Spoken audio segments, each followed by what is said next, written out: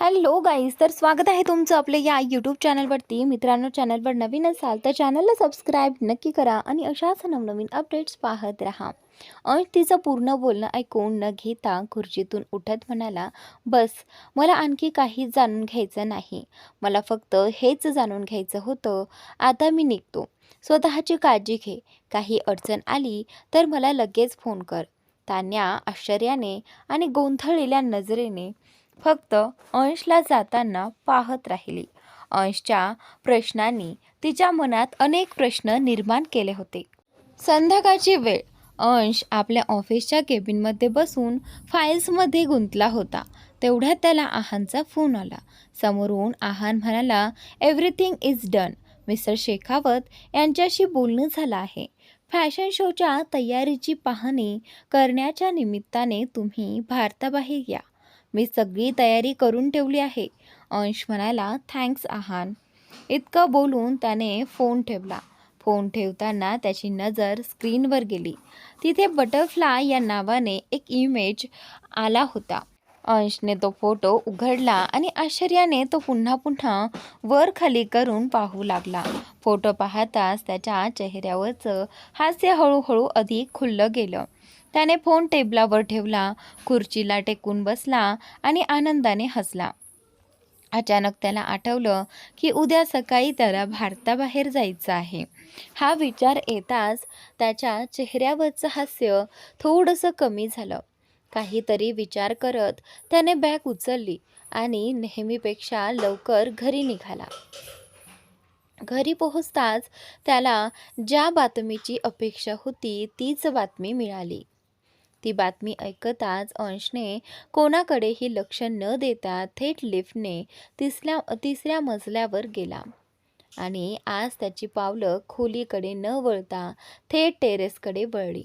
टेरेसवर बराच अंधार होता. समोरच्या खोलीतून फक्त मेणबत्त्यांचा मंद प्रकाश बाहेर येत होता. अंश हळूहळू त्या खोलीकडे जाऊ लागला. पुढे जात असताना अचानक त्याच्या कानावर पैंजण आणि बांगड्यांचा मंजूळ आवाज आला. तो आवाज ऐकताच त्याच्या चेहऱ्यावर एक मोठं स्मित उमटलं. खोलीतलं दृश्य मनात उभं करत तो मनोमन आनंदी झाला. तो दाराजवळ पोहोचला. दार आधीच उघडं होतं. तो शांतपणे आत गेला. त्याच्या पावलांचा आवाज ऐकताच खोलीत असलेल्या मिनलच्या हृदयाची धडधड वाढली. मेणबत्त्या लावताना तिचे हात थबकले. अंश तिच्या अगदी मागे फक्त एक पाऊल अंतरावर उभा होता. तिथून त्याला मिनलची पाठ स्पष्ट दिसत होती. तिला पाहताच त्याच्याही हृदयाची धडधड तिच्या इतकीच वेगाने सुरू झाली. त्याच्याकडे न वळताच मिनल म्हणाली, आज वेळेआधीच आलात मिस्टर आर्यन. अजून माझी तयारीही पूर्ण झाली नव्हती. अंशने हातांची घडी घालत तिच्याकडे पाहत हसत उत्तर दिलं. मोहच असा घातलास की राहवलंच नाही. आणि तयारीचं म्हणशील तर ती सुरू ठेव. देवाची शपथ, जोपर्यंत परवानगी मिळत नाही तोपर्यंत मी इथेच उभा राहून फक्त तुलाच पाहत राहीन. मिनल हसली. तिने बेडवरचा टॉवेल उचलून त्याच्या हातात ठेवला आणि म्हणाली, आधी जाऊन फ्रेश होऊन या. तिला पाहताच अंश क्षणभर हरवून गेला. लाल साडी, स्लीवलेस काळा ब्लाऊज, किंचित ओले मोकळे केस आणि हलका मेकअप, या सगळ्यामुळे ती अतिशय मोहक दिसत होती. मिनल त्याला बाथरूमकडे ढकलत हसून म्हणाली, राज, प्लीज असं पाहू नका. मी लाजून बाहेर पळून जाईन. आणि त्याच नंतर अंशने तिला हलकेच आपल्या जवळ ओढलं आणि तिच्या कानाजवळ हळू आवाजात म्हणाला, काळजी करू नकोस. आता इतकी जवळ आली आहेस तर तुला हवं असलं तरी जाऊ देणार नाही. हे ऐकताच मिनलने लाजून डोळे मिटले. अंश एक पाऊल मागे झाला. त्यानंतर अचानक त्याला काहीतरी आठवलं. त्याने मिनलला बेडवर बसवत म्हटलं, थांब, मी लगेच आलो. असं म्हणत तो खोलीबाहेर गेला. मिनल पुन्हा एकदा मेणबत्त्या लावण्यात गुंतली. थोड्याच वेळात अंश फ्रेश होऊन परत आला. यावेळी तो कोणताही आवाज न करता तिच्या अगदी जवळ आला. त्याने मागून तिला आपल्या मिठीत घेतलं. तिचे केस एका बाजूला सारले आणि मंद आवाजात कुजबुजला, तुझी परवानगी असेल तर तुला थोडंसं प्रेम करू का, जाने मन? आणि त्यावेळी त्याच्या श्वासांचा उबदार स्पर्श जाणवताच मिनलच्या श्वासांची गती वाढली. स्वतःला सावरायचा प्रयत्न करत तिने अलगद डोळे मिटले. अंशने तिला अलगद स्वतःकडे वळवलं. मिनलने हळूच डोळे उघडले. समोर अंश अतिशय प्रेमाने तिच्याकडे पाहत उभा होता. तिने त्याच्या गालावर हात ठेवत त्याच्या डोळ्यात पाहिलं आणि म्हणाली, मी खूप नशीबवान आहे राज, कारण माझ्यावर प्रेम करणारी व्यक्ती माझ्यावर प्रेम करण्यासाठी सुद्धा माझी परवानगी मागते. माझ्या प्रेमावर तुमचा पूर्ण अधिकार आहे. हे हे बोलून ती हसली. तिने अंशकडे पाहिलं. मरून रंगाचा शर्ट, काळी पॅन्ट आणि किंचित उघडी असलेली शर्टची वरची बटणं, त्यामुळे त्याचा रुबाब आणखी खुलून दिसत होता. तिचं हसू पाहून अंशने तिच्या कमरेभोवती हात ठेवत तिला आपल्या जवळ घेतलं आणि म्हणाला, एकदा पुन्हा विचार कर बटरफ्लाय, कारण मी जणू धगधगती आग आहे आणि तू नाजूक मेणासारखी. मिनल त्याच्या डोळ्यात पाहत शांतपणे म्हणाली, तुमच्या प्रेमाच्या उभेत विरघळणं हेच माझं भाग्य असेल. हे बोलून तिने हलकेच त्याच्या ओठांवर आपले ओठ टेकवले. क्षणभर अंश आश्चर्यचकित झाला, पण पुढच्या क्षणी तो सारे विसरून तिच्या त्या प्रेमळ क्षणाला प्रतिसाद देऊ लागला. काही क्षणांनी तो हलकेच मागे सरकला. तिच्या कपाळाला आपलं कपाळ टेकवत म्हणाला, थँक्यू बटरफ्लाय, खूप खूप धन्यवाद. आज तू इतकी सुंदर दिसते आहेस की मला स्वतःला तुझ्याजवळ येण्यापासून रोखणं अशक्य होतं. I love you so much. हे बोलून तो तिच्याकडे प्रेमाने पाहू लागला. मिनलही त्याच्या डोळ्यात पाहत हळू आवाजात म्हणाली, थँक्यू. तर मला तुम्हालाच म्हणायला हवं. फक्त मला तुमच्या आयुष्यात स्थान दिलंत म्हणून नाही, तर तुमच्या आयुष्याचा महत्त्वाचा भाग बनवलंत म्हणून. मला एक नवी ओळख दिलीत, इतका सन्मान आणि इतकं प्रेम दिलंत. आय लव्ह यू टू राज, मिनल म्हणाली. अंशने हळुवारपणे तिच्या मानेला आणि खांद्यावरून हात फिरवला आणि तिच्याकडे प्रेमाने व आपुलकीने पाहत राहिला. नजरेतील उष्णता जाणवताच मिनल लाजून मागे वळून उभी राहिली आणि त्याचनंतर अंश मिनलच्या जवळ गेला. त्याने तिचे केस अलगद बाजूला सारले आणि तिच्या मानेवर हलकेच ओठ टेकवले. त्यानंतर तिच्या खांद्यावर आणि पाठीवर प्रेमाने चुंबनांचा वर्षाव करू लागला. मिनलच्या हृदयाची धडधड वाढू लागली होती. तिचे श्वास हळूहळू तिच्या नियंत्रणाबाहेर जात होते आणि त्यानंतर तिला अलगद जवळ घेत असताना अंशने तिच्या ब्लाऊजची दोरी हलकेच सैल केली. ब्लाऊज सैल झाल्याची जाणीव होताच मिनलने वेगाने श्वास घेत भिंतीला पाठ टेकवली. अंश शांतपणे तिच्या समोर येऊन गुडघ्यावर बसला. मिनलने लाजत नजर खाली केली आणि त्याच्याकडे पाहू लागली.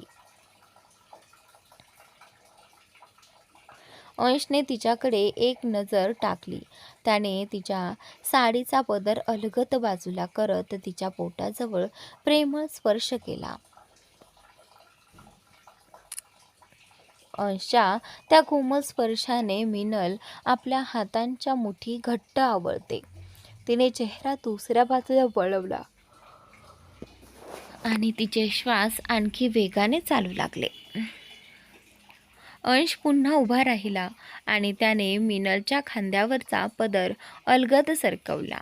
मिनलने डोळे मिटले होते. ती अजूनही भरभरून श्वास घेत होती. तिच्या लाजऱ्या रूपाकडे पाहत अंश काही क्षण तिच्यात हरवून गेला. त्याने हळुवारपणे तिच्या मानेवर आणि खांद्यावर हात फिरवला. मीनलला आता स्वतःवर ताबा ठेवणं कठीण झालं. ती क्षणात अंशच्या छातीशी येऊन बिलगली. तिचे श्वास अजूनही वेगाने सुरू होते. अंशने तिला पुन्हा भिंतीला अलगद टेकवत तिला प्रेमाने जवळ घेतलं. मीनलने त्याच्या शर्टला आपल्या मुठीत घट्ट पकडलं. हळूहळू तिने स्वतःला पूर्णपणे त्याच्या प्रेमावर विश्वासाने सोपवलं. अंशने पुन्हा तिच्या ओठांवर हलकेच आपले ओठ टेकवले. त्या क्षणी दोघेही एकमेकांच्या सहवासात पूर्णपणे हरवून गेले होते. अंशने अलगद मीनलला स्वतःपासून थोडे दूर केले आणि एका क्षणात तिला आपल्या कुशीत उचलले.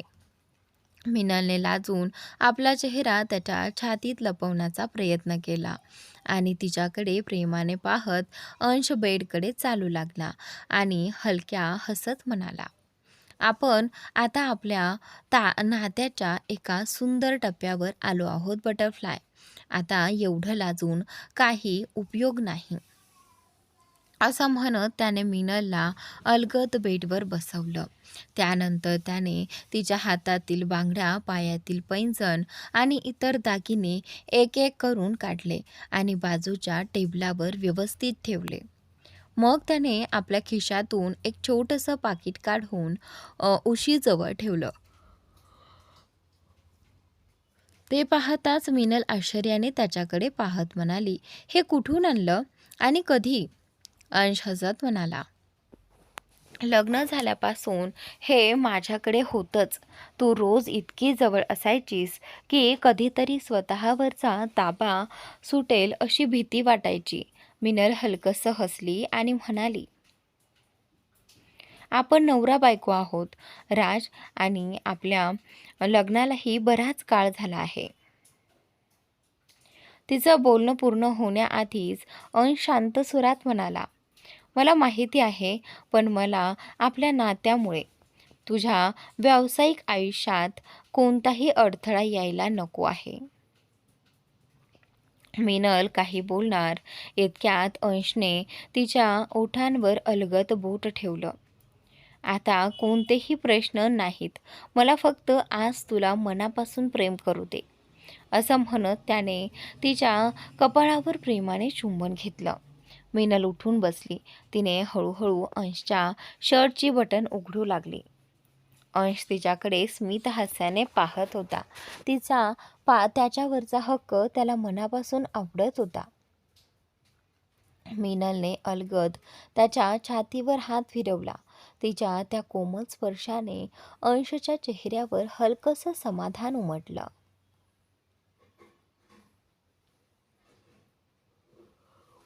दोघेही एकमेकांच्या डोळ्यात हरवले होते. त्या क्षणी शब्दांची गरज उरली नव्हती. त्यांच्या मनातील प्रेम, विश्वास आणि जवळीकच सर्व काही व्यक्त करत होती. काही वेळानंतर खोलीत शांतता पसरली होती. मेणबत्त्यांच्या मंद प्रकाशात मीनल अंशच्या प्रेमात पूर्णपणे विरघळून गेली होती. त्या दोघांच्या नात्यातील विश्वास, आपुलकी आणि प्रेम आणखी दृढ झाले होते. अंशने मीनलकडे प्रेमाने पाहिलं. तिच्या चेहऱ्यावर थकवा आणि समाधान एकाच वेळी उमटलं होतं. तिच्या प्रत्येक भावनेची त्याला जाणीव होती, म्हणून तो शक्य तितक्या कोमलपणे तिची काळजी घेत होता. मीनलला अलगद आपल्या मिठीत घेत अंश हळू आवाजात म्हणाला, सॉरी माय लव्ह. असं म्हणत त्याने तिच्या डोक्यावर प्रेमाने चुंबन घेतलं. मीनल त्याच्या छातीशी आणखी बिलगली. अंश तिचे विस्कटलेले केस हळुवारपणे नीट करत विचारलं, खूप त्रास होतोय का? मीनलने त्याच्या छातीवरती हलकेच हात मारत होकारार्थी मान हलवली. अंश हलकेच हसला आणि म्हणाला, सॉरी, पण त्या क्षणी स्वतःला थांबवणं माझ्यासाठी खरंच खूप कठीण होतं. मी आधीच सांगितलं होतं ना, आगीशी खेळू नकोस. असं म्हणत त्याने तिची कंबर अलगद जवळ ओढली आणि हसत म्हणाला, आज पहिल्यांदाच होतं म्हणून तुला जास्त जपलं. पुढच्या वेळी मात्र एवढी सूट मिळेल असं समजू नकोस. त्याचं बोलणं ऐकून मिनलने त्याच्याकडे रागाचा आव आणत पाहिलं आणि मिश्किलपणे म्हणाली, वा, फार मोठी मेहरबानी झाली तुमची. अंश हलकेच हसला. त्याने तिच्या कपाळावर प्रेमाने चुंबन घेतलं आणि म्हणाला, आता झोप, खूप उशीर झाला आहे. आणि त्यावेळी असं म्हणत तो तिच्या केसात अलगद बोट फिरवत राहिला. त्या मायेच्या स्पर्शात मिनल काही क्षणातच गाढ झोपी गेली. मात्र अंश बराच वेळ जागाच होता. आपल्या मिठीत शांत झोपलेल्या मिनलकडे तो प्रेमाने पाहत राहिला. तिच्या कपाळावर अलगद चुंबन घेत त्याने तिला आणखी जवळ घेतलं आणि तिच्या चेहऱ्यावरचं समाधान पाहत तोही हळूहळू शांत झाला. दुसऱ्या दिवशी सकाळी मिनलची झोप उघडली तेव्हा ती टेरेसवरील खोलीत नसून स्वतःच्या खोलीत होती. ती घाईघाईने उठली आणि स्वतःकडे पाहू लागली. या क्षणी ती तिच्या नाईट ड्रेसमध्ये होती. ते पाहताच तिने लाजून डोळे मिटून घेतले, कारण तिला माहिती होतं की तिला कपडे कुणी घातले असतील. सकाळी मिनलला शांत झोपलेलं पाहून अंशने तिला व्यवस्थित स्वच्छ करून तिचे कपडे बदलून दोघांच्या खोलीत आणून झोपवलं होतं. मिनल तोंड वाकडं करत म्हणाली, हा माणूस एक दिवस त्याची रोजची दिनचर्या बदलली असती तर काय बिघडलं असतं. तिने बाजूच्या टेबलावर ठेवलेला मोबाईल उचलला आणि वेळ पाहिली. वेळ पाहताच तिचे डोळे आश्चर्याने मोठे झाले. सकाळचे 11 वाजले होते. ती स्वतःशीच म्हणाली, देवा, 11 वाजलेत आणि मी अजूनही झोपलेली आहे. घरातले सगळे काय विचार करत असतील कोण जाणे. ती विचारात हरवलेली असतानाच दरवाजावर टकटक झाली. तिने आत येण्याची परवानगी दिली. एक सेविका आत आली. तिने मिनलला गुड मॉर्निंग म्हणत जेवणाचं ताट टेबलावर ठेवलं आणि म्हणाली, सरांनी सांगितलं की तुमची तब्येत ठीक नाही, म्हणून आजींनी तुमचं जेवण वरच पाठवायला सांगितलं. त्यानंतर तिने एक लिफाफा मिनलकडे देत म्हटलं, सर, बाहेर जाताना तुमच्यासाठी हे ठेवून गेले आहेत. त्यांनी सांगितलं होतं की तुमची झोप उघडल्यानंतर हे तुम्हाला द्यावं. मिनलने हसत मान हलवली आणि तिच्या हातातून लिफाफा घेतला. सेविका नमस्कार करून बाहेर निघून गेली. ती गेल्यावर मिनल काही क्षण त्या लिफाफ्याकडे गोंधळलेल्या नजरेने पाहत उभी राहिली. ती स्वतःशीच म्हणाली, असं काय महत्त्वाचं होतं की माझ्यासाठी पत्र ठेवून ऑफिसला जावं लागलं. मेसेजही तर करू शकले असते. आणि त्यानंतर तिने हलकसं हसत डोकं हलवलं.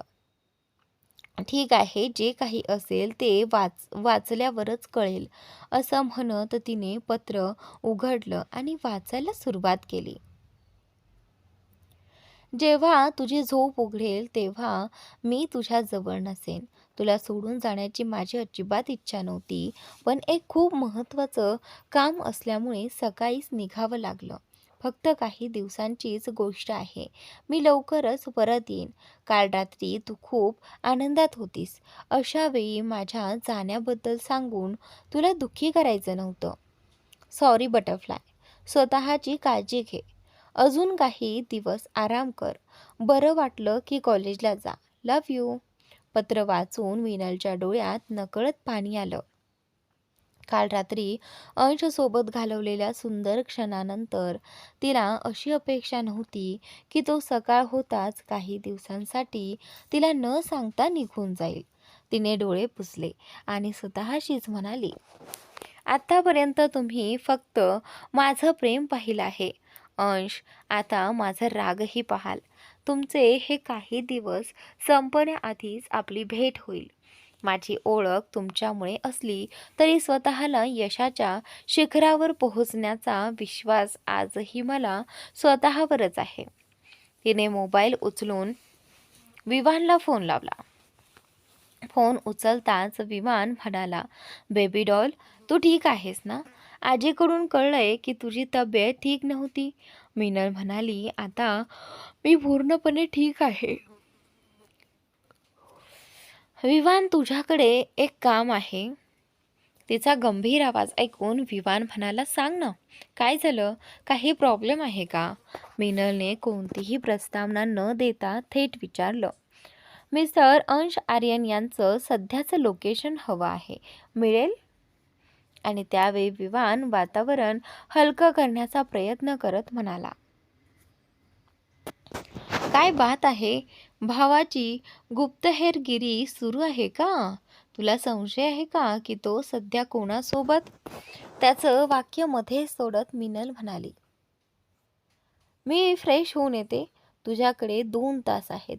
फालतू बोलणं बंद कर आणि लोकेशन शोध. असं म्हणत तिने फोन कट केला.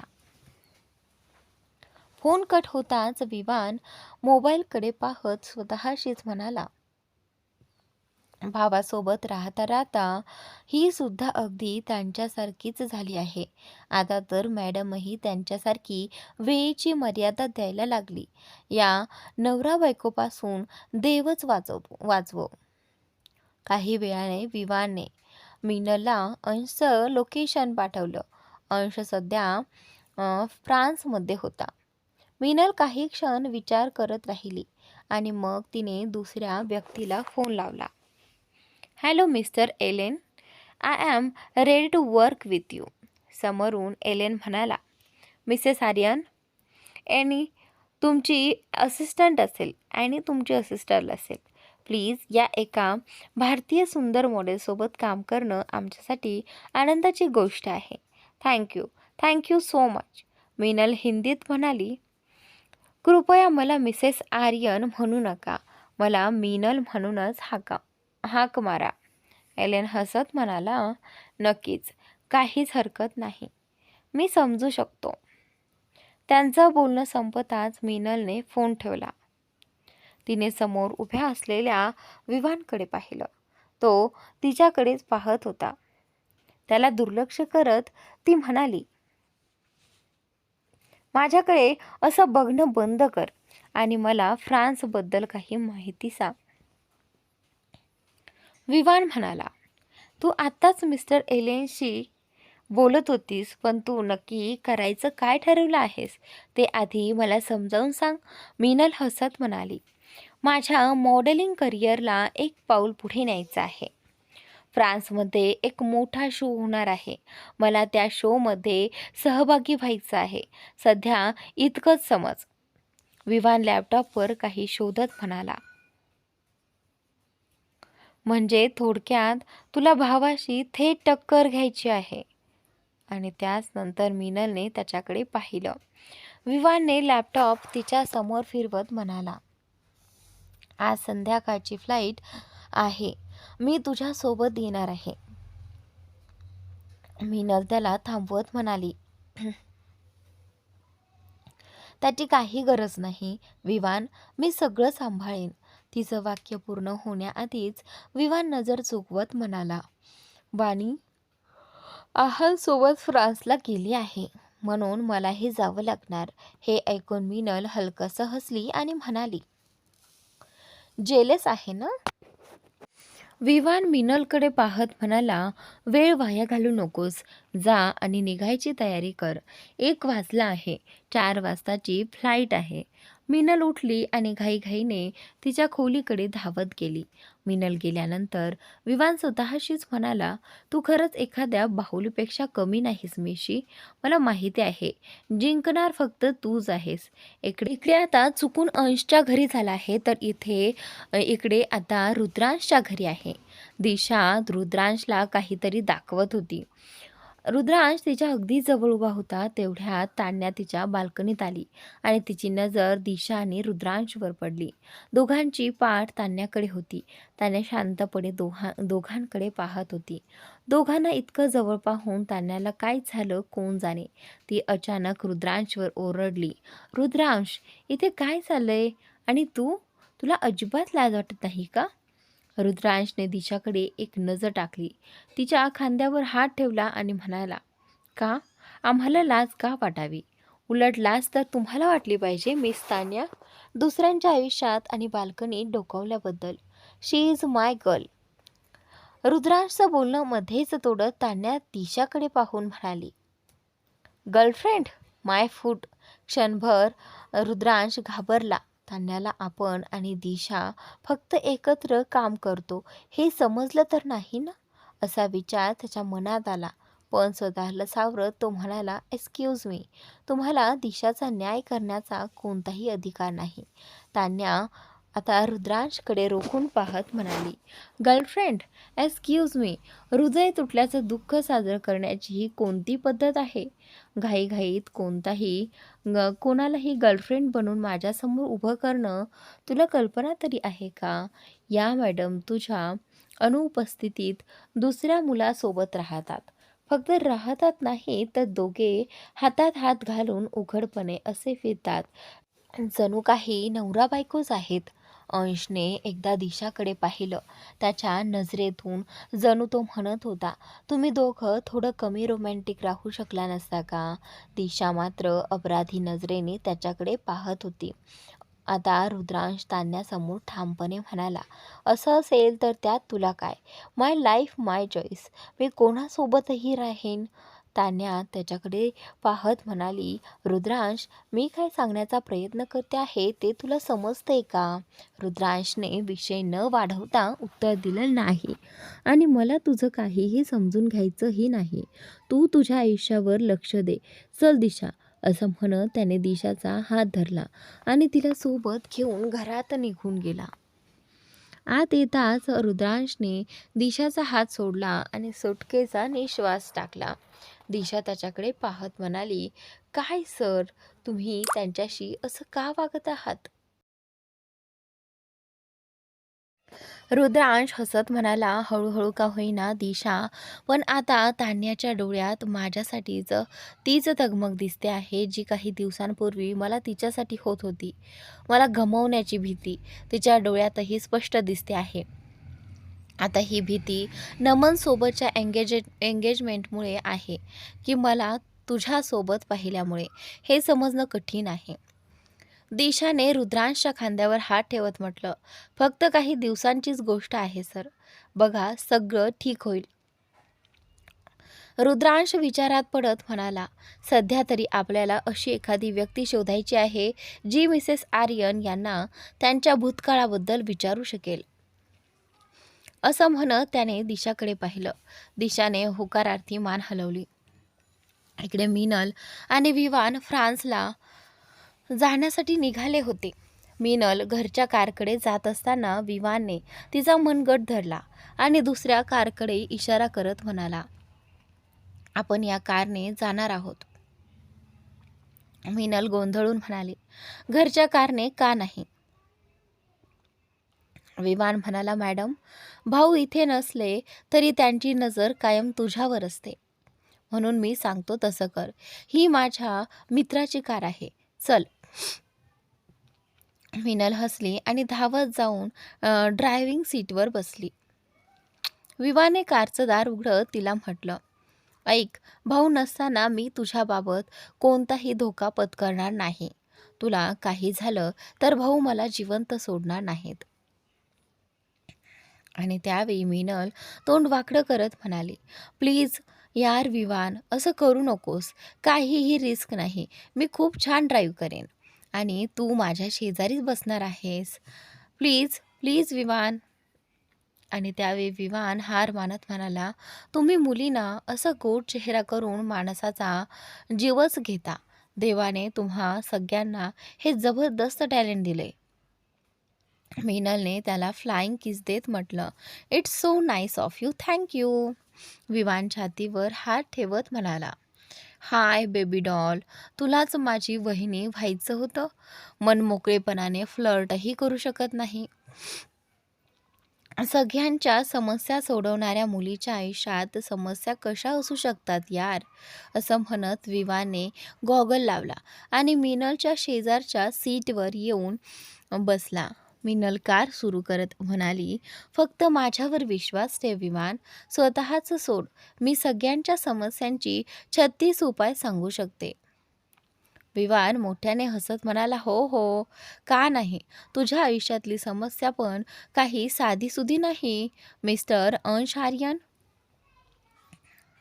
मिनलने विवानकडे रागाने पाहिलं. ते पाहून विवानने आपल्या ओठांवर जीप लावल्यासारखी खून केली आणि शांत बसला. कार चालवत असताना मिनलने आपले विस्कटलेले केस आवरून त्यांचा अंबाडा बांधला. विवान तिला ड्रायव्हिंगवर लक्ष दे असं सांगणार इतक्यात त्याची नजर मिनलच्या मानेवरील खुणेवर गेली. ती खूण नीट पाहत तो आश्चर्याने म्हणाला, हे काय आहे आणि हे कधी झालं? मिनल अनभिज्ञ असल्यासारखी म्हणाली, काय काय झालं? विवान डोळे मोठे करत म्हणाला, तुला माहिती नाही, हे तुझ्या मानेवर चावल्याचा खुणा आहेत. आणि त्यावेळी हे ऐकताच मिनल घाबरली. तिने अचानक कारला ब्रेक लावला आणि लगेच केस मोकळे केले. त्यामुळे तिच्या मानेवरील खुणा झाकल्या गेल्या. मिनलने अचानक ब्रेक लावताच मागून येणारी कार त्यांच्या कारला धडकली. त्यामुळे विवान आणि मिनल दोघांनाही जोराचा धक्का बसला. विवानचं बोलणं टाळण्यासाठी मिनल कारमधून खाली उतरली. तेवढ्यात समोरच्या कारमधून एक मुलगा ओरडत तिच्याकडे आला, वेडी आहेस का तू? आणि त्यावेळी पण मिनलकडे नीट पाहताच तो म्हणाला, अरे मुलगी आहे म्हणूनच कळत नाही तुम्हा बापाच्या लाडक्या लेकींना गाडी चालवायची एवढी हौस का असते? ब्लडी. इतक्यात त्या मुलाकडून मोठी चूक झाली. त्याच्या तोंडून शिवी ऐकताच मिनल रागाने दात ओठ खात म्हणाली, अरे मुलीला शिवी देऊन तुला स्वतःला मर्द समजतोस का? माझ्या शिव्यांची शब्दकोश उघडली ना तर तुझं अख्खं खानदान कबरीतून उठून उभं राहील. आधी तुझी जीभ सांभाळ आणि इथून निघ. असं म्हणत मिनल पुन्हा कारमध्ये जाऊन बसली. समोरच्या कारमधून उतरलेला दुसरा मुलगा मात्र मिनलकडे पाहतच राहिला. तिचं उत्तर ऐकून तो तिथेच उभा राहून हसत होता. हे पाहून शिव्या खाल्लेला त्याचा मित्र म्हणाला, अरे ती मला बोलून गेली आणि तू इथे उभा राहून हसतोयस? तो मुलगा हसत मिनलची दूर जात असलेली कार पाहत म्हणाला, या रॉनी, ही तर कमाल आहे, खूपच भन्नाट आहे. रॉनी म्हणाला, तुझं वागणं पाहिलं तर वाटतंय तिने तुला शिव्या नाही आय लव्ह यू म्हणत गेली. असं म्हणत रॉनी पुन्हा कारमध्ये बसला. पण त्याचा मित्र अजूनही मिनलच्या कारकडेच पाहत होता. हे पाहून रॉनी म्हणाला, शान, येतोयस की मी निघू? आपण आधी उशीर केला आहे.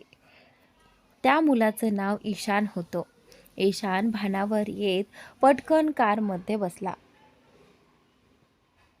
रॉनी कार चालवत म्हणाला, काय रे, इतका वेळ उभा राहून तिच्या कारचा नंबर डोळ्यात साठवत होतास का? आणि त्यावेळी ईशान आश्चर्याने म्हणाला, हे आधी सांगू शकत नव्हतास का? रॉनी त्याच्याकडे रागाने पाहत म्हणाला, शान, मला वेडा बनवू नको. ईशान डोक्यावरून हात फिरवत खिडकीबाहेर पाहू लागला. इकडे मिनल विवानला म्हणाली, तुझ्या पायांना मेहंदी लावली होतीस का? बाहेर येऊन त्या मुलाला उत्तर देऊ शकत नव्हतास? विवान शांतपणे म्हणाला, मला बाहेर यायचं होतं का? तसं असेल तर त्यावेळी सांगायला हवं होतं, कारण माझ्या ऐकण्यात तर कोणीतरी त्याच्या पूर्ण खानदानाचा समाचार घेत होता. मग माझी गरजच काय होती? मिनलने त्याच्याकडे एक कटाक्ष टाकला आणि पुन्हा ड्रायव्हिंगकडे लक्ष दिलं. थोड्या वेळाने विवान म्हणाला, एक काम कर, मी गाडी चालवतो, तोपर्यंत तू मेकअपने त्या खुणा झाकून टाक. मिनलने होकार देत ड्रायव्हिंग सीट त्याला दिली. मेकअप करताना ती म्हणाली, विवान, याबद्दल तू कोणालाही सांगणार नाहीस ना? विवान समोर पाहतच म्हणाला, का? तू भावासोबत आनंदी नाहीयेस? की तुमच्या दोघांमध्ये जे काही झालं त्याची तुला लाज वाटते. मीनल लगेच म्हणाली, तसं काहीच नाही. विवान, तू चुकीचा अर्थ काढतोयस. ही माझी वैयक्तिक गोष्ट आहे. ती मी सगळ्यांसमोर बोलू इच्छित नाही. विवान हसत म्हणाला, म्हणजे माझी गोड वहिनी माझ्या भावासोबत आनंदी आहे. मग ठीक आहे, ही गोष्ट माझ्यापुरतीच राहील. 2 दिवसांनी विवान आणि मीनलला फ्रान्समध्ये येऊन 2 दिवस झाले होते. या 2 दिवसात मीनलची ॲनीसोबत खूप चांगली मैत्री झाली होती. नावाला ॲनी तिची सहाय्यक होती, पण फार कमी वेळात दोघींमध्ये एक सुंदर मैत्रीचं नातं निर्माण झालं होतं. इकडे विक्रांतची प्रकृती आधीपेक्षा खूप सुधारली होती. आता तो स्वतः चालू फिरू शकत होता. डॉक्टरही त्याला लवकरच रुग्णालयातून सुट्टी देणार होते. विक्रांत आनंदात होता, कारण अखेर तो आपल्या घरी परत जाणार होता. पण त्याचवेळी त्याच्या मनात एक अस्वस्थता होती, कारण नित्या आज रुग्णालयात आली नव्हती आणि वंशही काही दिवसांपासून त्याला भेटायला आला नव्हता. विक्रांतने एका व्यक्तीला फोन करून विचारलं, काम झालं का? एक टेस्ट करायला इतका वेळ लागतो का? आणि त्यावेळी समोरून उत्तर आलं, सॉरी सर, 2 वेगवेगळ्या टेस्ट होत्या आणि त्या 3 वेगवेगळ्या ठिकाणी कराव्या लागल्या, म्हणून वेळ लागला. पण आता रिपोर्ट आले आहेत. विक्रांतने खोल श्वास घेत विचारलं, रिपोर्ट काय सांगतायत? पॉझिटिव्ह की निगेटिव्ह? समोरची व्यक्ती म्हणाली, सर, रिपोर्ट पॉझिटिव्ह आहेत. तुम्ही दोघे रिपोर्ट्सचे सॅम्पल्स जुळत आहेत. म्हणजे तुम्हाला काय म्हणायचं आहे ते समजतंय ना? अंश म्हणाला, संध्याकाळपर्यंत सगळे रिपोर्ट्स माझ्या टेबलावर पोहोचले पाहिजे. असं म्हणत अंशने फोन ठेवला. फोन ठेवताच त्याला केबिनच्या बाहेर उभी असलेल्या तान्याचा आवाज ऐकू आला. अरे, डॉक्टर नित्या, सुट्टीच्या दिवशीही हॉस्पिटलमध्ये? काय विशेष? आमचं हॉस्पिटल एवढं आवडलंय का, की एखादा खास पेशंट आहे? नित्या हसत म्हणाली, नाही ना हॉस्पिटल ना कुठला पेशंट. मला माझं काम आवडतं डॉक्टर तान्या. डॉक्टर टंडन यांचा फोन आला होता. त्यांनी मिस्टर खुरानांचे रिपोर्ट्स पाहिले आणि आता त्यांना डिस्चार्ज देण्याचा आदेश दिला आहे, म्हणून आले. तान्या नित्याच्या डोळ्यात पाहत म्हणाली, का? आम्ही सगळे मिळून मिस्टर खुरानांचे डिस्चार्ज पेपर्स तयार करू शकलो नसतो का? आणि त्यावेळी आता इथे नित्या तिच्याकडे पाहत होती. तान्या तिच्या चेहऱ्याकडे बारीकाईने पाहत असल्याचं तिच्या लक्षात आलं. नजरा चुकवत नित्या म्हणाली, माझ्या पेशंटला शेवटच्या वेळी पूर्णपणे बरा झालेला पाहायला आले आहे. डॉक्टर तान्या हलकसं हसली आणि आत जाण्याचा इशारा करत म्हणाली, जा भेटून ये, मी समजू शकते. नित्या हसत केबिनमध्ये गेली. दाराजवळच अंश उभा होता. त्याच्याकडे पाहून नित्या म्हणाली, तर शेवटी आता तुम्ही घरी जाणार आहात. डॉक्टर टंडन यांनी तुम्हाला डिस्चार्ज देण्याची परवानगी दिली आहे. काही दिवसात नित्यालाही अंशची सवय झाली होती. त्याला वेळेवर जेवण देणं, औषध देणं, तपासणी करणं, इतकंच नाही तर मागचे 2 दिवस ती स्वतःच त्याला स्पंज बाथही देत होती. खरं तर ते दुसऱ्या स्टाफचं काम होतं, पण नित्या हॉस्पिटलमध्ये त्याची अगदी घरच्या माणसासारखी काळजी घेत होती. अंश तिच्याकडे पाहून म्हणाला, असं वाटतंय की माझ्या घरी जाण्याचा तुम्हाला आनंद झालेला नाही डॉक्टर. तिच्या नित्या आश्चर्याने त्याच्याकडे पाहत म्हणाली, नाही नाही, तसं काहीच नाही. मला असं का वाटेल? मला तर आनंदच आहे की तुम्ही आता पूर्णपणे बरे झाला आहात. अंश तिच्याकडे कृतज्ञतेने पाहत म्हणाला, धन्यवाद नित्या, मनापासून धन्यवाद. तुम्ही माझ्यासाठी काय केलं आहे याची तुम्हाला कल्पनाही नाही. आयुष्यभर मी तुमचे हे उपकार विसरणार नाही. तुम्ही मला आयुष्यातला सर्वात मोठा आनंद दिला आहे. अंशचं हे बोलणं ऐकून नित्या गोंधळून त्याच्याकडे पाहू लागली. तो हसत पुढे म्हणाला, आता तर मी जातोय, पण फार लवकर पुन्हा भेटू. आणि एक विनंती आहे, जाण्यापूर्वी मला एकदा वंशला भेटायचं आहे. कृपया. क्षणभर विचार करून नित्याने मान डोलावली आणि वंशला आणण्यासाठी ती बाहेर गेली. ती निघून धीर करून म्हणाला, डॉक्टर नित्या, जेव्हा तुम्ही फक्त नित्या असता तेव्हा तुम्ही अजून सुंदर दिसता. हे ऐकताच नित्या थांबली. मागे वळून तिने इथे सगळीकडे अंशकडे होते, पण खरं तर आता इथे विक्रांतकडे पाहिलं. त्याच्या तोंडून स्वतःचं कौतुक ऐकून तिच्या हृदयाचे ठोके वेगाने धडधडू लागले. विक्रांत पुन्हा एकदा तिच्याकडे पाहून हसला. नित्या मात्र आणखी एक क्षणही तिथे न थांबता बाहेर निघून गेली. संध्याकाळी नित्या आणि विक्रांतचे डिस्चार्ज पेपर्स आणि वंशला घेऊन त्याच्या केबिनमध्ये आली. वंशला पाहताच विक्रांतच्या डोळ्यात भावना दाटून आल्या. नित्या डिस्चार्जचे कागद फाईलमध्ये लावत होती. डोळ्यातले अश्रू लपवत विक्रांत वंश समोर गुडघ्यावर बसला. हे पाहून नित्या घाईघाईने त्याच्या जवळ आली. मिस्टर खुराना, तुम्ही अजून पूर्णपणे बरे झालेला नाही आहात. कृपया इथे. विक्रांतने हाताने तिला शांत राहण्याचा इशारा केला. विक्रांत त्याच्याकडे पाहून वंश त्याच्याकडे पाहून हसत म्हणाला. विक्रांत प्रेमाने म्हणाला, तू मला भेटायला का येत नव्हतास? मी तुला खूप मिस केलं. वंश लगेच त्याच्या गळ्यात पडला आणि म्हणाला,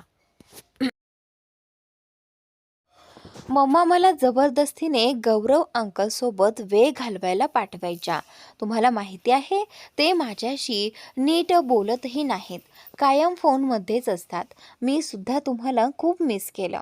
वंशचं हे बोलणं ऐकताच नित्या घाबरली. तर दुसरीकडे त्याच्या बोलण्यामुळे विक्रांतला नित्यावर राग येऊ लागला. पण वंशसमोर तो राग व्यक्त करायचा नव्हता. त्याने स्वतःला सावरत वंशला म्हटलं, आता तुला मला भेटण्यापासून कोणीही रोखू शकणार नाही. तुझी मम्मा सुद्धा नाही. हे ऐकताच नित्या पूर्णपणे घाबरली. ज्या भीतीमुळे ती वंशला विक्रांतपासून दूर ठेवत होती, तीच भीती आता खरी ठरेल की काय अशी तिला भीती वाटू लागली.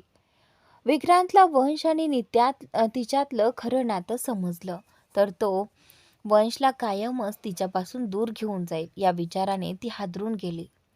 विक्रांतने वंशचा चेहरा दोन्ही हातात अलगद धरला आणि प्रेमाने म्हणाला, विक्रांत, तू नेहमी तुझ्या बाबांची वाट पाहायचास ना? बघ, आज शेवटी तुझे बाबा तुझ्या समोर आले आहेत. विक्रांत आश्चर्याने मोठे डोळे करून म्हणाला, बाबा? कुठे आहेत बाबा? खरंच ते मला भेटायला आले आहेत का? विक्रांतने त्याच्या कपाळावर प्रेमाने चुंबन घेतलं आणि म्हणाला, हो वंश, मी फक्त तुला भेटायला नाही तर कायमचा तुझ्यासोबत राहायला आलो आहे. मीच तुझा बाबा आहे. वंश, तू माझ्यासोबत राहशील ना? वंश पुन्हा एकदा आनंदाने विक्रांतला मिठी मारत म्हणाला, खरंच खरंच डॅड, आपण तुमच्यासोबत राहणार आहोत. मग मी, तुम्ही आणि मम्मी, आपण तिघेही एकत्र राहू. मग तुम्ही दोघंही मला रोज शाळेत सोडायला याल ना? माझ्या पॅरेंट्स टीचर मीटिंगलाही तुम्ही दोघं माझ्यासोबत याल ना? वंशचं निरागस बोलणं ऐकून विक्रांत आणखी भावूक झाला. वंशच्या आयुष्यात त्याची किती मोठी गरज होती आणि तो आजपर्यंत त्याच्यापासून दूर राहिला होता याची त्याला जाणीव झाली. नित्याने एका झटक्यात वंशला विक्रांतपासून दूर करत ठामपणे म्हटलं, असं काहीही होणार नाही, कधीच होणार नाही. वंश माझा मुलगा आहे आणि मी माझ्या मुलाला कोणालाही देणार नाही, कोणत्याही परिस्थितीत नाही. म्हणून तुम्ही माझ्यापासून आणि वंशपासून दूर राहिलेलंच बरं. विक्रांत, हे बोलताना नित्या धापा टाकत होती. ती भीतीने थरथरत होती. विक्रांत रागाने तिच्याकडे पाहत म्हणाला, हे मीही पाहतोयच की मला माझ्या मुलापासून कोण दूर ठेवतं. नित्या, तुम्ही मला आयुष्यातला सर्वात मोठा आनंद दिलात, पण वंशचं सत्य माझ्यापासून लपवून तुम्ही तितकीच मोठी चूक केली. सर्व काही माहिती असूनही तुम्ही अनेक वर्ष वंशला त्याच्या वडिलांपासून दूर ठेवलत. एका लहान मुलाचं बालपण त्याच्या वडिलांशिवाय घालवण्याची चूक तुम्ही केली आहे. स्वतःचा राग आवरत विक्रांत तिच्याजवळ आला आणि शांत स्वरात म्हणाला, ऑपरेशन नंतर मी तुम्हाला पहिल्यांदा पाहिलं तेव्हाच तुम्हाला ओळखलं होतं. इतके दिवस मी वाट पाहत होतो की तुम्ही स्वतःहून माझ्यासमोर येऊन माझ्या आणि वंशच्या नात्याबद्दल सांगाल, पण मी चुकीचा ठरलो. तुम्ही आजही मला वंशबद्दल काही सांगणार नव्हतात. उद्या तुम्ही पुन्हा कायमचं वंशला माझ्यापासून दूर घेऊन जाणार होतात. हे ऐकताच नित्या आश्चर्याने त्याच्याकडे पाहू लागली.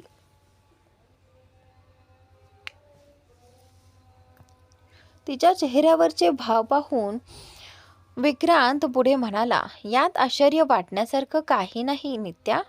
हो, मला माहिती आहे की उद्या तुम्ही वंशला घेऊन हैदराबादला कायमचं जाणार होतात, पण आता त्याची काळजी करू नका, कारण आता तसं काहीही होणार नाही. असं म्हणत त्याने कोणाला तरी फोन करून केबिनमध्ये बोलावलं. थोड्याच वेळात एक माणूस आत आला आणि त्याने काही कागदपत्र विक्रांतच्या हातात दिली. विक्रांत वंशकडे वळून हसत म्हणाला, ऑरियर, या अंकल सोबत जा आणि तुला जी चॉकलेट आवडेल ती घे. वंश आनंदाने त्या माणसासोबत बाहेर गेला. वंश बाहेर जाताच विक्रांतने ती कागदपत्र नित्याच्या हातात देत म्हटलं, तुमच्यासोबत असं काही करावं लागेल असं कधी वाटलं नव्हतं, पण आता याला काही माझी मजबुरी समजा किंवा माझा हक्क परत मिळवण्याचा मार्ग. DNA रिपोर्टची फाईल पाहताच नित्या रडू लागली. रडत रडत ती हात जोडून म्हणाली, प्लीज विक्रांत, मी तुमच्या समोर हात जोडते. कृपया वंशला माझ्यापासून दूर करू नका.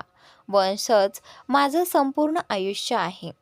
मी त्याला तुमच्याबद्दल काय सांगणार होते हे का की एका रात्री त्याची आई नशेच्या अवस्थेत एका अनोळखी व्यक्तीसोबत. इतकं बोलून ती थांबली. तिचे डोळे अजूनही अश्रूंनी भरलेले होते. विक्रांतने शांतपणे तिचा हात धरला आणि तिला बेडवर बसवलं. क्षणभर स्वतःला सावरत नित्या पुन्हा बोलू लागली, त्या रात्रीनंतर काही दिवस मी स्वतःच धक्क्यात होते. माझ्यासोबत नेमकं काय घडलं हेच मला समजत नव्हतं. मुंबई शहर एका रात्रीत माझ्यासाठी पूर्णपणे परकं झालं होतं. म्हणून मी बाबांकडे नैनितालला गेले. स्वतःला सावरता सावरता 2 महिने कसे गेले ते कळलंच नाही. एके दिवशी अचानक अशक्तपणामुळे मला भोवळ आली आणि मी हॉस्पिटलमध्ये कोसळले. शुद्धीवर आल्यावर कळलं की मी 2 महिन्यांची गर्भवती आहे. माझ्या पोटात वाढणाऱ्या बाळाला संपवण्याचं धैर्य नव्हतं. बाबांनीही मला कधी तसं करण्यास भाग पाडलं नाही. उलट त्यांनी माझी साथ दिली आणि मला समजावलं की मी माझ्या मुलाचं संगोपन स्वतः करू शकते. मी वंशला जन्म दिला. तुम्ही त्याला कधी स्वीकारलं की नाही याचा विचारही केला नाही, कारण मला तुमचं नाव सुद्धा माहिती नव्हतं. वंश जन्मल्यानंतर काही महिन्यांनी वर्तमानपत्रात तुमचा फोटो पाहिला आणि तेव्हा समजलं की तुमचं नाव विक्रांत खुराना आहे. त्या दिवशी मी ठरवलं की आता कधीच मागे वळून पाहायचं नाही. वंश मोठा होत गेला. दिवस पुढे सरकत गेले. मी त्याला एवढंच सांगितलं की त्याचे बाबा दुसऱ्या देशात राहतात. काही महिन्यांनी बाबा आम्हाला कायमचे सोडून गेले. त्यानंतर तान्याची भेट झाली आणि तिच्यामुळे मी पुन्हा धीर करून मुंबईत परत आले. इथे येऊन काहीच महिने झाले होते. एके दिवशी तान्याच्या तोंडून तुमचं नाव ऐकलं आणि मग कळलं की तुम्हाला बोन मॅरोची गरज आहे. नित्याचं बोलणं ऐकून पूर्ण होण्याआधीच विक्रांत म्हणाला, म्हणजे मला वेदनेत पाहून शेवटी तुलाही वेदना झाल्या नित्या. वंशमुळे का होईना पण कुठेतरी तू नेहमी माझा विचार करत होतीस. वंशचा पिता म्हणून का होईना पण तुला माझी काळजी होती. वंश तुझाच मुलगा आहे आणि कायम तुझाच राहील. त्याला जन्म तू दिला आहेस ही गोष्ट मी तर काय जगातला कोणीही नाकारू शकत नाही. तर मित्रांनो, आजचा भाग इथेच संपतोय. पुढील भाग नक्की पहा आणि चॅनलला सबस्क्राईब नक्की करा.